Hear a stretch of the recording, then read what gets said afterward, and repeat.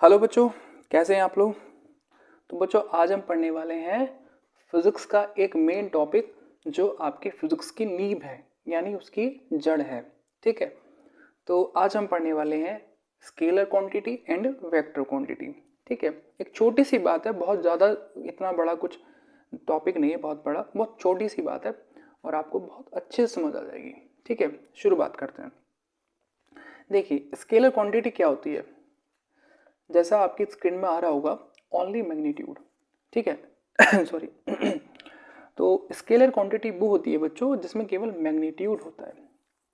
ठीक है, अब ये मैग्नीट्यूड क्या होता है, मैग्नीट्यूड मतलब एक क्वांटिटी, एक वैल्यू, एक फिक्स वैल्यू। जैसे ये 10 km हो गया यानी कि किलोमीटर, और 10 डिग्री सेंटीग्रेड, इस तरह की जो वैल्यू हो, जो फिक्स वैल्यू हो। ठीक है, बट यहाँ पे आपने क्या देख रहे हो, केवल मैग्नीट्यूड है, ओनली मैग्नीट्यूड। यहाँ पे किस चीज़ की बात नहीं हो रही है, डायरेक्शन की बात नहीं हो रही है। ठीक है, तो जो भी क्वांटिटी आपके पास हो जिसमें केवल आपके पास उसका मैग्नीट्यूड हो और उसकी डायरेक्शन ना पता चल पा रही हो, तो वो क्या होता है, आपका स्केलर क्वांटिटी होता है।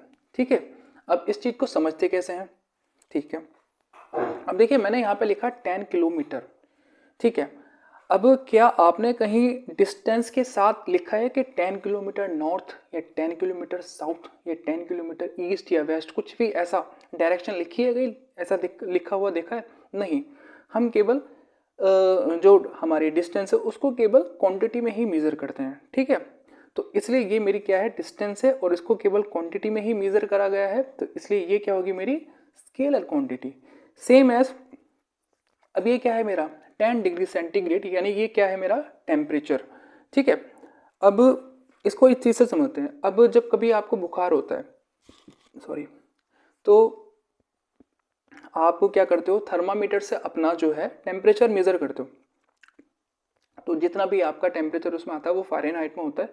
तो मान लीजिए 102 आ गया आपका बुखार, तो क्या आप ये कहते हैं कि 102 नॉर्थ, 102 साउथ या ईस्ट या वेस्ट? नहीं ना, आपको केवल बस आप उसकी क्वांटिटी देखनी है। ठीक है, आपको उसका मैग्नीट्यूड देखना है कि 102 है, 100 सॉरी 99 है, 99 है सॉरी, या फिर 98 है, इस तरह। आपको वहाँ पे कोई वैल्यू ही मतलब उसकी कोई इंपॉर्टेंस ही नहीं है डायरेक्शन का। ठीक है, उसका कोई महत्व ही नहीं है वहाँ पे। ठीक है, तो ये चीज़ होती है। तो इस तरह की जो भी वैल्यूज़ होंगी, केवल जहाँ पे मैग्नीट्यूड दे रखा हो और डायरेक्शन की वहाँ पे बात ही ना हो रही हो, डायरेक्शन वहाँ पे कोई इंपॉर्टेंट रोल निभाता ही नहीं है, तो वो क्या होंगे, मेरी सारी स्केलर क्वांटिटी। ठीक है, ये चीज़ समझ आई आपको। अब बात कर लेते हैं वेक्टर क्वांटिटी की। तो देखिए वेक्टर क्वांटिटी जैसा कि आपकी स्क्रीन में आ रहा होगा, ये भी क्या होता है, इसमें मैग्नीट्यूड भी होता है और डायरेक्शन भी होती है सॉरी अब ये 5 किलोग्राम है।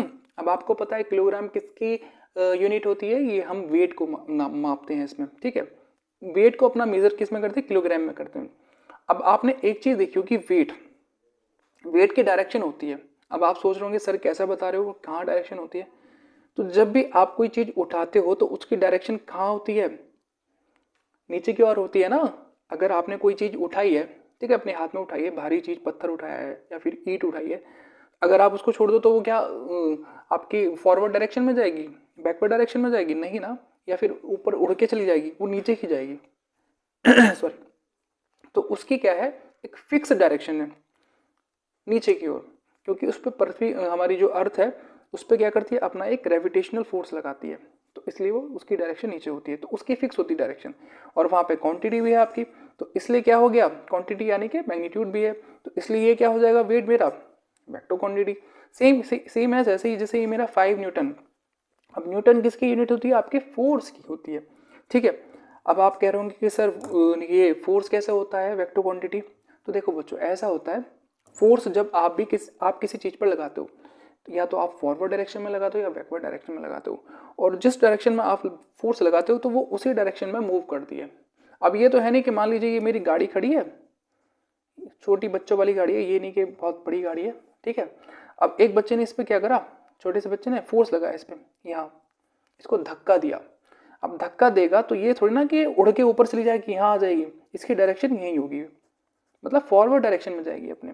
ठीक है, अगर ये यहाँ से लगाएगा धक्का बच्चा तो ये इधर वाली डायरेक्शन में जाएगी।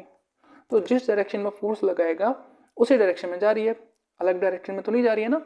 ठीक है, तो ये होती है फोर्स की बात। तो अब इसको इसी तरह की जो भी यूनिट होती है जिसमें आपकी मैग्नीट्यूड की बात भी हो रही है और डायरेक्शन की बात भी हो रही है, तो वो सारी चीज़ क्या हो जाएंगी आपकी वेक्टर क्वांटिटी। और जहाँ पे केवल आपका मैग्नीट्यूड हो और आपकी डायरेक्शन ना हो तो वो क्या होंगी आपकी सारी स्केलर क्वांटिटी।